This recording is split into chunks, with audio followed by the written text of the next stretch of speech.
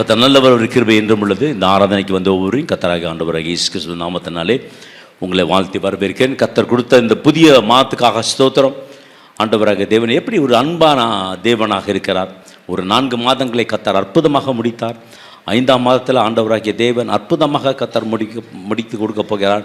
இந்த ஆரம்பத்தில் கர்த்தருடைய பிரசனத்தில் வந்து இருக்கும்பொழுது மீதமுள்ள எல்லா நாட்களும் கர்த்தருடைய கரம் நம்ம மீது, நீங்கள் செய்கிற எல்லா காரியத்திலும் கர்த்தருடைய கரம் உங்கள் மீது இருக்கும். நீங்கள் மொத்தம் எப்படி இருக்கும்னா, நிச்சயமாகவே என்ன உண்டு? முடிவு உண்டு. உன் நம்பிக்கை என்ன பண்ணக்கூடாது? வீண் போகக்கூடாது. நம்பிக்கை என்ன போகக்கூடாது? வீண் போகக்கூடாது. நீதிமொழிகள் 23ஆம் அதிகாரம் 18ஆம் வசனம் இந்த மாதத்துக்குரிய வாக்குத்தத்த வார்த்தை. இந்த வார்த்தைகளை ஒவ்வொரு மாதமும் இந்த வார்த்தையை நம்ம சொல்கிறோம். ஆண்டவர் உங்கள் முகத்தை பார்த்து சொல்கிறாரு, நிச்சயமாகவே முடிவு உண்டு அப்படின்றாரு. ஆண்டவர் உடைய மகளே, மகனே, அருமையான குடும்ப தெய்வ பிள்ளைகளை ஆண்டவர் சொல்கிறார், நிச்சயமாகவே முடிவு உண்டு. அந்த நிச்சயமான உனக்கு நல்ல முடிவாக கர்த்தர் ஆண்டவர் கொடுக்க போய், கெட்ட முடிவு இல்லை, நல்ல முடிவை கர்த்தர் கொடுக்க போகிறார். எல்லா காரியத்திலும் ஒரு துவக்கம் இருக்கிறது பாருங்கள். எல்லா காரியத்துக்கும் எல்லா நேரத்துக்கும் ஒரு துவக்கம் இருக்கிறது. ஒரு துவக்கம் இருக்கும், எப்படி இருக்கும்னு தெரியல. ஆனால் முடிவு எப்படி போக போகிறது? ஆனால் முடிவு எப்படி நமக்கு மாறப்போகிறது? காரியங்களை நம்ம துவங்குகிறோம், சில காரியங்களை நம்ம ஆரம்பிக்கிறோம். பிள்ளைகள் எல்லாம் பார்த்திங்கன்னா அகாடமிக்கு அந்த மே முடித்தோடனே ஜூன் மாதம் அவங்க ஸ்கூலுக்கு போக ஆரம்பிப்பாங்க. அவங்க முடிவில் அவங்க எப்படி வருவாங்க? அப்போ எக்ஸாமினேஷன் எழுதுகிறாங்க, ரிசல்ட்டுக்காக காத்திருக்காங்க. அந்த முடிவு அவங்களுக்கு எப்படியாக இருக்கும்? அந்த முடிவு அவங்களுக்கு ஆசீர்வாதமாக இருக்கும். துவங்குற காரியம் உங்கள் வேலை, முடிக்கிற காரியம் அவருடைய வேலை. ஆகவே நிச்சயமாகவே உங்களுக்கு நல்ல முடிவு உண்டு. சொல்லுங்கள், எனக்கு என்ன உண்டு? நல்ல முடிவு உண்டு. ஆமென். ஆகவே பிரியமான தேவச்சன, சில பேர் குழப்பத்தில் ஆரம்பிப்பாங்க, சில பேர் பார்த்திங்கன்னா பாடுகளில் ஆரம்பிப்பாங்க, சில பேர் வேதனையில் ஆரம்பிப்பாங்க, ஆனால் கலக்கத்தோடு ஆரம்பிப்பாங்க, கண்ணீரோடு ஆரம்பிப்பாங்க. மாத துவக்கமே கஷ்டமாக இருக்கும், மாத துவக்கமே ரொம்ப பாடுதலாக இருக்கும். ஆனால் இது உங்களுக்கு இந்த மாதம் உங்களுக்கு நிச்சயமாகவே முடிவு கர்த்தர் கொண்டு வரப்போகிறார். உங்கள் பிரச்சனைக்கு ஒரு முடிவை கொண்டு வரப்போகிறார். உங்களுடைய எதிர்காலத்துக்கு கர்த்தர் முடிவை கொண்டு வரப்போகிறார். தேவன் ஆசீர்வதிக்கப் போகிறார். ஏனென்று சொன்னால் ஆண்டவருடைய வார்த்தை இவ்வாறாக சொல்கிறது, கர்த்தர் மேல் நம்பிக்கை வைத்து கர்த்தரையே தன் நம்பிக்கையாக வைத்திருக்கிற மனுஷன் பாக்கியவான். ஆகவே பிரியமாக இந்த தேவச்சனமே, இந்த மாதத்தின் இந்த வார்த்தையை சொல்லி சொல்லி நீங்கள் ஜெபிக்கும் பொழுது நிச்சயமாகவே முடிவு உண்டு. உன் நம்பிக்கை வீண் போகாது என்று சொல்லும் பொழுது, பிரியமான தேவச்சனமே, கலக்கமாக இருக்கீங்களா? பாடுகளில் இருக்கீங்களா? என்னமாக முடியும்? என்னமாக என் பிரச்சனை முடியும்? எப்படியாக முடியும் என்று சொல்லி இந்த 1ஆம் தேதியில் கேள்விக்குறியோடு இருக்கீங்களா? எப்படி இந்த மாதத்தை நம்ம முடிப்போம்? வெயில் வேறு பயங்கரமாக அடிக்குதுன்னு சொல்லியிருக்காங்க. 45 டிகிரி இருக்கும், அதுக்கப்புறம் போக போக அது 55 டிகிரியாக மாறும். அதனால் யாரும் வெளியே போக வேணாம் அப்படின்னு சொல்லி கவர்மெண்ட் வந்து சொல்கிறாங்க. அப்படி போச்சுன்னா அந்த வெயிலில் நீங்கள் வந்தீங்கன்னா நீங்கள் ஃபேண்ட் ஆகி சன்ஸ்ட்ரோக் வரும் அப்படின்லாம் சொல்கிறாங்க, நம்ம சொல்கிறாங்க. ஆனால் கர்த்தரை நம்புகிற பிள்ளைங்களுக்கு எந்த ஒரு காரியம் வராது. ஆமென், ஹல்லேலூயா. ஆகவே உங்களுக்காக ஆண்டவர் சொல்லுகிறது என்ன வேண்டுச்சுன்னா, மகளே, நிச்சயமாகவே உங்களுக்கு என்ன உண்டு? முடிவு உண்டு. அந்த முடிவு எப்படி தான்? அது நல்ல முடிவாக இருக்கும், அது ஒருபொழுதும் வீண் போகாது. ஆகவே நீங்கள் நம்பினால் ஆண்டவர் நம்மளை ஏமாற்ற மாட்டார், நம்மை விட்டு விலக மாட்டார், நம்மளை கைவிட மாட்டார். நம்மளை ஆண்டவர் ஏற்றுக்கொள்ளுகிற தேவன் இருக்கார். ஆனால் உங்களுக்கு எனக்கு என்ன வேண்டும் என்று சொன்னால், நிச்சயம் வேண்டும், நம்பிக்கை வேண்டும். ஏனென்று சொன்னால் கர்த்தர் இதை ஆரம்பித்தார், கர்த்தர் இதை முடிக்கப் போகிறார். ஆகவே இந்த தேவன் உங்களுக்கு கொடுத்திருக்கிற இந்த வார்த்தை பற்றி நீங்கள் கொள்ளுங்க. மாதம் முழுவதும் இந்த வார்த்தையை அறிக்கையிட்டு நீங்கள் ஜெபிக்கும் பொழுது ஆண்டவராக தேவன் நல்ல முடிவை உங்கள் வாழ்க்கையிலே ஆண்டவர் தருவார். வேதத்தில் பல பிள்ளைகளுடைய வாழ்க்கையில் பார்க்கும்பொழுது நம்பிக்கை இழந்த சூழ்நிலையிலும் ஆண்டவரை நம்பியிருந்த ஜனங்களை பார்க்கிறோம். வசனம் சொல்லுகிறது, பெரிய தலை சார்ந்த பெரிய ஜவான்கள், பெரிய ஊழியக்காரர் முதற்கொண்டு எளியவர் கூட எல்லாத்துக்கும் இந்த பிரச்சனை இருக்குது. இந்த பிரச்சனை இல்லாத ஆளே இல்லை, எல்லாத்துக்கும் இந்த பிரச்சனை இருக்குது.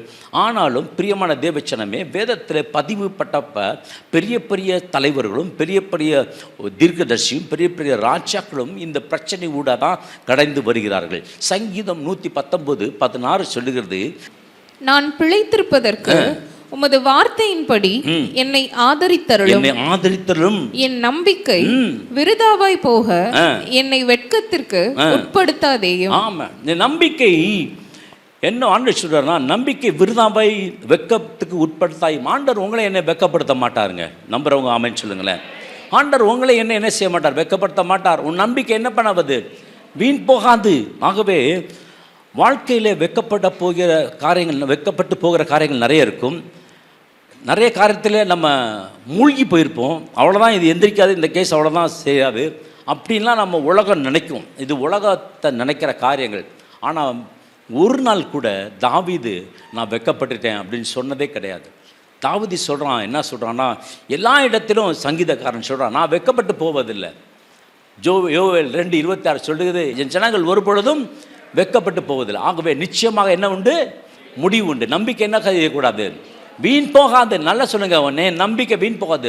ஒருவேளை கார் வாங்கணும்னு நினைக்கிறீங்க, கர்த்தர் உங்களை வாங்க முடியும். இப்போ ஏன் வாங்க முடியாதாங்க? ஆமாம், வெளிநாட்டிலாம் ஃப்ளைட் வாங்குறானுங்க.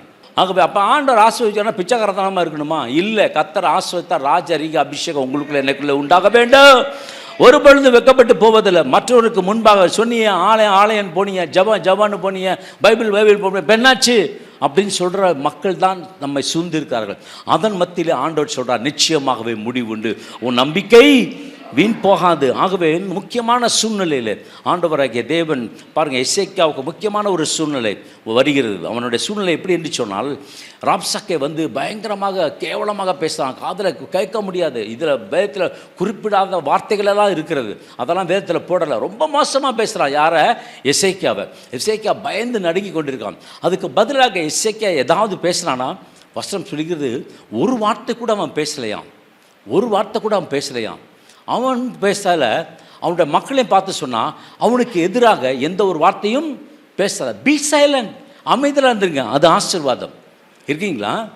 நம்ம பிரச்சனை வரும்பொழுது அமைதலாக இருந்துங்க, பி சைலண்ட், அமைதலாக இருந்துங்க. கூட கூட பேசும்பொழுது பிரச்சனைகள் வரும். பிரியமான தேவச்சனை, என்ன மாதிரி பிரச்சனைனா, அசிரியர் ராஜாக்கள் வந்து என்ன செய்கிறாங்க,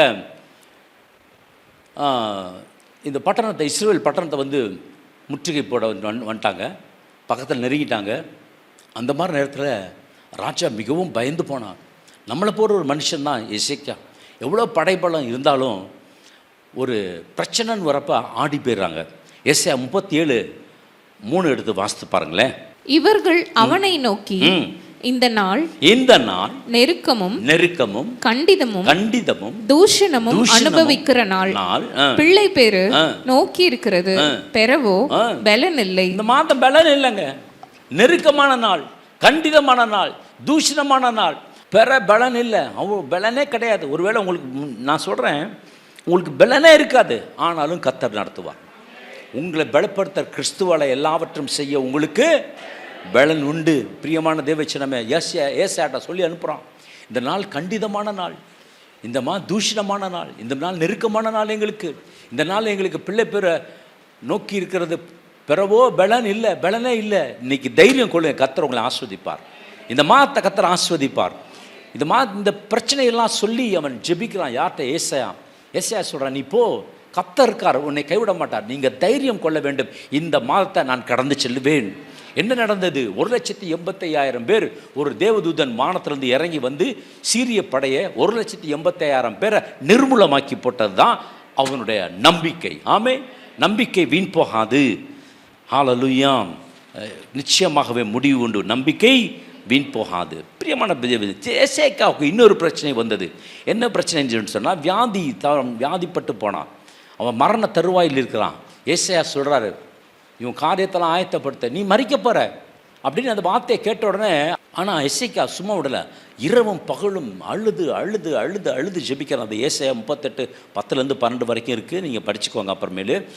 ஏசாயா 38:10-12 வரைக்கும் அழுது அழுது அழுது ஆண்டவர் சொன்ன வார்த்தையை அப்படியே மாற்றி அமைச்சிட்டான். ஆண்டவர் செத்து போயிடுவேன்னு சொன்னார், ஆனால் ஆண்டவர் சாக அடிக்கலை. அதுக்கு பதிலாக என்ன பண்ணார்னா, 15 வருஷம் ஆயுசை கூட்டி கொடுத்தார். உன் நம்பிக்கை வீண் போகாது. நீங்கள் ஜெபிக்கும்பொழுது வீண் போகாது. நிச்சயமாகவே என்ன உண்டு? முடிவு உண்டு. உன் நம்பிக்கை வீண் போகாது. சொல்லுங்க, என் நம்பிக்கை. ஆமாம், நிச்சயமாகவே ஆமாம், முடிவு உண்டு. ஆண்டவர் உங்களுக்கும் எனக்கும் ஆண்டவர் முடிவை கொடுக்கிறார். யார் யாருக்கு இப்படி கொடுப்பார்? எளியவருக்கும் கொடுப்பார், சிறுவையானவருக்கும் கொடுப்பார். சங்கீதம் 9:18 சொல்லுகிறது, எளியவன் என்றைக்கும் மறைக்கப்படுவதில்லை, சிறுமைப்பட்டவர்கள் நம்பிக்கை ஒருபொழுதும் கெட்டுப்போவதில்லை. ஆமேன், ஹல்லேலூயா. ஆகவே ஆண்டவராகிய தேவன் யாரெல்லாம் எளியவனையும் சரி, பெரிய பெரிய பணக்காரங்களும் சரி, பெரிய பெரிய பெரிய பணக்காரன் இருந்தால் அவனுக்கும் கஷ்டம் இருக்கும். நம்ம வெளியேருந்து பார்க்குறப்ப நமக்கு ஒன்றும் தெரியாது. வெளியேருந்து பார்க்கும்பொழுது பெரிய பவான்களாக இருப்பாங்க, பயங்கரமான ஜெபிக்கிறவங்களாக இருப்பாங்க, அவங்களுக்கும் பிரச்சனை இருக்கும், போராட்டம் இருக்கும். இந்த வழியில் தான் நாம் கடந்து வரும். தேவனிடத்தில் அன்பு கூறவரும் சகலதும் நன்மைக்கு எதுவானதாய் ஆண்டவர் மாற்றி கொடுக்க இருக்கிறார். நம்புறீங்களா? எரேமியா 17:7 சொல்லுது, கர்த்தரை தன் நம்பிக்கையை கொண்ட மனுஷன் பாக்கியவன். முதல் வார்த்தை கர்த்தர் மேல் தன் நம்பிக்கை வைத்த மனுஷன். அதுக்கப்புறம் அடுத்த வார்த்தை கர்த்தரை தன் நம்பிக்கையை வைத்திருக்கிறான். ஆமென். இதை உங்கள் பர்சனலாக எடுத்துக்கணும். உங்களுக்கு சொந்தம். எனக்குள்ள கர்த்தர் இருக்கிறார்.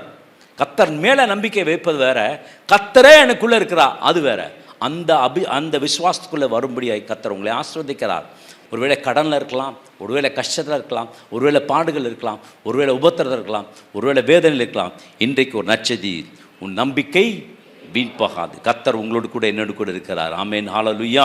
3 காரியங்களை சுருத்தி நான் வேகமாக முடிக்க போகிறேன். 3 காரியங்கள் என்னவென்று சொன்னால், வாழ்க்கையில் ஆண்டவராகிய தேவன் முடிவுகளை கர்த்தர் ஆண்டு கொடுப்பார். துவக்கம் அற்பமாக இருக்கும். இந்த நாள் பார்த்திங்கன்னா 1 பைசா கூட இல்லாமல் இருக்கலாம். இந்த நாள் பார்த்திங்கன்னா ரொம்ப கஷ்டமாக இருக்கலாம். துவக்கம் அற்பமாக இருக்கும். ஆனால் முடிவு எப்படி இருக்கும்னா சம்பூர்ணமாக இருக்குமா? முடிவு எப்படி இருக்குமா? சம்பூர்ணமாக இருக்குமா? நம்புற ஒரு ஆமென் சொல்லுங்களேன். ஆமென். முடிவு சம்பூர்ணமாக. இந்த மாதம் ஒருவேளை உங்களுக்கு பாடுகள் நிறைந்தா இருக்கலாம். ஆனாலும் சொல்கிறேன், இந்த மாதத்தில் வெயில் அடித்தாலும் ஆண்டவர் மழையை வர்ஷிக்க பண்ணுவார். ஆமென். நீங்கள் செபிக்கும்போது ஆண்டவர் மழையை வர்ஷிக்க பண்ணுவார். தீர்க்க தரிசனம் சொல்கிறேன், இந்த மாதத்தில் மழை பெய்யும்படி கர்த்தர் வைப்பார். ஆமென், ஹல்லேலூயா. உங்களுக்கு ஆசீர்வாதமான மழை பொழியும். பிரியமான தேவச்சனமே, வசனம் சொல்லுகிறது, நீ உத்தமனை நோக்கி செம்மையானதை பார்த்துரு, அந்த மனுஷனோட முடிவு சமாதானம். சங்கீதம் 37:37 எடுத்து வாசிக்கலாம். என்ன கொண்டு வரும்னு சொல்லி பார்க்கலாம். நம்பர் 1, நீ உத்தமனை நோக்கி செம்மையானவனை பார்த்திரு, அந்த மனுஷனுடைய முடிவு சமாதானம். அந்த மனுஷன் முடிவு யாரு? அப்ப செம்மையானவன் யாரு? வேதத்தில் யார் யார் செம்மையானவன் பார்க்கணும். மோசே, ஆபிரகாம், அதுக்கப்புறம் யோசேப்பு, ஈசாக்கு, சொல்லிக்கொண்டே போகலாம். எலியா, எலிசா, வேதத்தில் இருக்க பெரிய பெரிய கேரக்டர். ஆபிரகாம், ஈசாக்கு, யாக்கோபு, அப்படியே சொல்லிட்டே போகலாம். இவங்களெல்லாம் ஆண்டவர் எதுக்கு வேதத்தில் கொடுத்தாரலாம்? இவங்களெல்லாம் நோக்கி நீ பாரு. அப்போ முடிவு எப்படி இருக்குமா? சமாதானமாக இருக்குமா? எப்படி இருக்குமா? ஆமாம், தத்தளிப்பாக இருக்காது, சமாதானமாக இருக்கும். கர்த்தர் உங்களுக்கு சமாதான முடிவை கர்த்தர் கொடுக்கிறார். இஸ்ரவேல் ஜனங்கள் சிறை கைதியாக ஆக்கப்பட்டார்கள். 2வது, சிமியோன் இயேசுக்காக, மேசியாவுக்காக காத்திருக்கிறான். ரொம்ப நாள் காத்திருக்கிறான். ஆண்டவர் ஆவியானவர் சொல்லியிருக்காரு, நீ மேசியாவை பார்க்கும் வரை நீ என்ன பண்ண மாட்ட? சாக மாட்ட அப்படின்னு சொல்லியிருக்காரு. ஆனால் அவனோட வயதோ 86 கிட்ட அப்படியே வந்து கூடி போயிடுச்சு. மரணத்தை நெருங்கிட்டு இருக்கான். திடீர்னு ஆவியானவர் ஏவுதலின்படி ஆலயத்துக்குள்ளே போகிறான். அங்கே பார்த்தா ஒரு ஏழை தாய் தகப்பன் வந்து ஒரு குழந்தையை வைத்து கொண்டிருக்கிறார்கள். அவன் பார்த்தோன்னா ஆவியானவர் புறாவை போல அந்த இடத்துல வரதை பார்த்துட்டு, இவர் தான் மேசியா அப்படின்னு சொல்லி அந்த குழந்தையை கையில் வாங்கி, யார்? சிமியோன் கையில் வாங்கி, என் இரட்சணியத்தை என் கண்கள் கண்டது. அவனோட முடிவு என்னன்னா, மேசியாவை பார்க்கணும். அவன் கண்கள் மேசியாவை பார்த்தது. ஆமென். அப்போ சொல்கிறான், என்னை சமாதானத்தோடு போக விடியில். லூக்கா 2ஆம் அதிகாரம் 29ஆம் வசனம் எடுத்து வாசிக்கலாம். ஆண்டவரே, உமது வார்த்தையின்படி உமது அடியேனை இப்பொழுது சமாதானத்தோட போக விடுகிறீர். ஆமென், ஹல்லேலூயா. ஆண்டவர் உங்களை சமாதானத்தோட நடத்துவார். சமாதானம்னா சும்மா அப்படியே ஜாலியாக சிரிச்சிட்டு இருக்கு அந்த சமாதானம் இல்லை. சமாதானம்னா அரிசி இருக்கும், பருப்பு இருக்கும், எண்ணெய் இருக்கும், அப்புறம் என்ன இருக்கும்? பணம் இருக்கும், பேங்க்கில் அக்கௌண்ட் இருக்கும், எல்லாம் இருக்கும். கர்த்தர் ஆஸ்வதிப்பார். அப்படி தான் சமாதானமாய் கர்த்தர் வைப்பார். நிச்சயமாகவே என்ன உண்டு? முடிவு உண்டு. நம்பர் 2, நம்ம 2வது காரியம் என்னவென்று சொன்னால், சங்கீதம் 137:1-2 எடுத்து வாசிங்க. நான் சொன்னேன் சமாதானத்தை தருவார். இதில் நான் சொல்லுகிறேன், சந்தோஷத்தை ஆண்டவர் தருகிறார். சங்கீதம் 137:1-2. பாபிலோன் ஆறுகள் அருகே நாங்கள் உட்கார்ந்து அங்கே சீயோனை நினைத்து அழுதோம். அதன் நடுவில் இருக்கும் அலரி செடிகளின் மேல் எங்கள் கிண்ணறங்களை தூக்கி வைத்தோம்.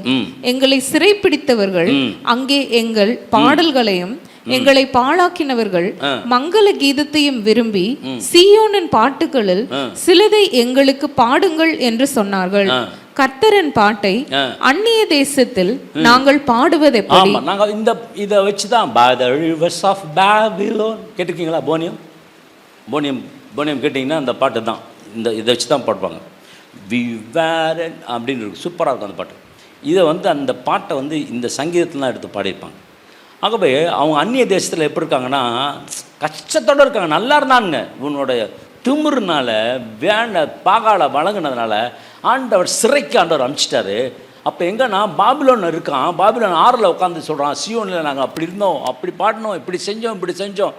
கர்த்தர் இந்த மாதமும் கர்த்தர் உங்களுக்கு மகிழ்ச்சியும் சந்தோஷத்தையும் சமாதானத்தையும் கர்த்தர் திரும்ப போகிறார்.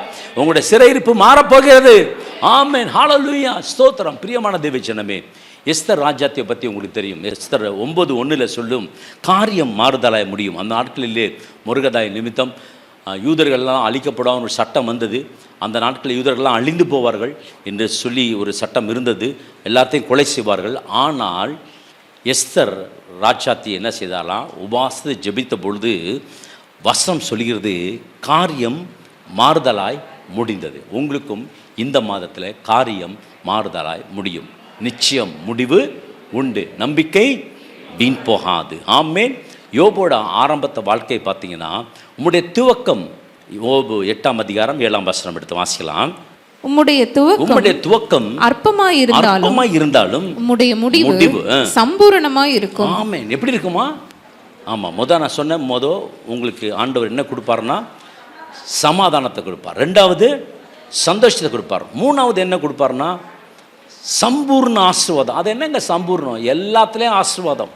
உங்கள் வேலையில், உங்கள் குடும்பத்தில், உங்கள் பிள்ளைகளோட படிப்பில், உங்களுடைய வேலை உயர்வில், திருமண காரியம் தாமதித்திருக்குன்னா ஆண்டவர் இந்த மாதத்தில் தாமதத்தெல்லாம் ஆண்டவர் மாற்றி போடுவார். பிசாசு உங்கள் துவக்கத்தை அற்பமாக ஆரம்பித்தான்னா ஆண்டவர் சொல்கிறார், உங்கள் முடிவு எப்படி இருக்குன்னா ஆசீர்வாதமாக. யோபோட துவக்கம் பார்த்தீங்கன்னா ரொம்பவும் கொடுமையாகும். 1ஆம் வசனத்தில் எல்லாவற்றையும் இழந்து போவான். ஆனால் 42:12 படிச்சிங்கன்னா எல்லாத்தையும் அவன் திருப்பிக் கொள்வான். உங்களுடைய துவக்கம் அற்பமாக இருக்கும், உங்களுடைய முடிவு சம்பூர்ணமாக இருக்கும். ஆகவே பிரியமான தேவச்சனமே, உங்களுடைய முடிவு சம்பூர்ணமாக இருக்கும். 42:12 எடுத்து வாசிக்கலாம். அதோட நான் முடிக்கிறேன். யோபின் முன்னிலைமையை பார்க்கிலும் அவன் பின்னிலைமையை ஆசீர்வதித்தார். ஆமாம், முன்னிலைமை பார்க்கலாம். கவலைப்படாதீங்க. உங்கள் முன்னிலைமை இந்த 4 மாதம் எதுவுமே நடக்காமல் இருக்கலாம். ஆனால் பின்னிலைமை கர்த்தர் ஆஸ்வதிப்பார். எப்படியா? 14,000 ஆடுகள், 14,000 ஆடுகளும் 6,000 ஒட்டகங்களும் 1000 ஏர்களும் 1000 கழுதைகளும் அவனுக்கு உண்டாயின. என்னங்க இதெல்லாம் ஒரு ஆசீர்வாதமா அப்படின்னு நம்ம நினைப்போம். 14,000 ஆடுகள் தான் ஆசீர்வாதமா. நம்ம ஆடை கேவலம் பண்ணிக்கிறோம். அப்போ அந்த ஆடுனா பென்ஸ் கார்னு வச்சுக்கோங்க, ஒரு ஆடி கார்னு வச்சுக்கோங்க, ஒரு BMW வச்சுக்கோங்க.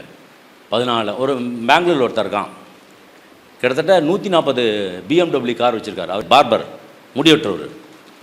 எப்படிங்க அவர் வச்சார்? உங்களால் நினச்சா முடியும். நம்பர் ஒரு ஆமென் சொல்லுங்களேன். கர்த்தர் ரொம்ப ரொம்ப நம்பர். ஆரம்பம் அற்பமாக இருக்கும், முடிவு எப்படி இருக்கும்? இந்த மாதம் எப்படி இருக்கும்? சொல்ல எப்படி இருக்கும்? சந்தோஷம், சமாதானம், அப்புறம் சம்பூர்ணம். எல்லாத்துலேயும் சம்பூர்ணம்னா ஃபுல்லி எல்லா பகுதியிலையும் சம்பவம். உங்கள் பிள்ளைகளோட வாழ்க்கையில், திருமண வாழ்க்கையில், வேலை வாழ்க்கையில், குடும்ப வாழ்க்கையில், திருச்சபையில், ஊழியத்தில், எல்லாத்துலேயும் ஆண்டவர் சந்தோஷத்தை கொடுப்பார், சமாதானத்தை கொடுப்பார். அதுக்கப்புறம் என்ன கொடுப்பாரு? சம்பூர்ணம் கொடுப்பார். நிச்சயமாகவே நம்பிக்கை வீண் போகாது. நம்புறீங்களா? இந்த வசனத்தை வச்சு ஜெயிப்பீங்களா? ஆமாம். வசனம் என்ன அதிகாரம்? 23, நீதிமொழிகள் 23. ஆமென். கரங்களை தட்டி ஆண்டவர் நன்றி செலுத்தலாம். நல்ல தேவனே நன்றியோடு மை துதிக்கிறோம், சோத்தரிக்கிறோம். கர்த்தாவே இந்த புதிய மாதத்தை கொடுத்ததுக்காக உமக்கு கோடானு கோடி நன்றி செலுத்துகிறோம் சுவாமி. கடந்த மாதம் முழுவதும் கண்ணின் மணி போல எங்களை காப்பாற்றின கிருபைக்காக நன்றி செலுத்துகிறோம். இந்த புதிய மாதத்தில் ஆண்டவரே, நீர் எங்களை தேற்றின அந்த வார்த்தைக்காக உமக்கு நன்றி செலுத்துகிறோம் சுவாமி.